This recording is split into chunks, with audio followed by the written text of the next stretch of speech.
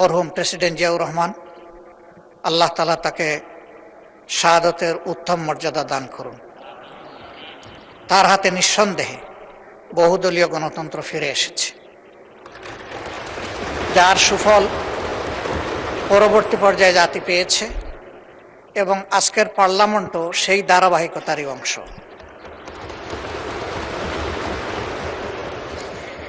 তিনি জনগণের মনের ভাষা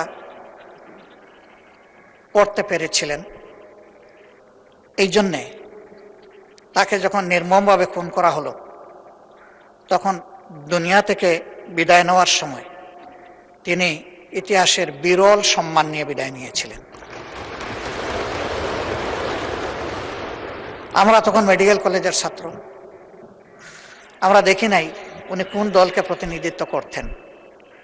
আমরা দেখেছি উনি জনগণের ভালোবাসার প্রেসিডেন্ট ছিলেন। এই জন্য আমরা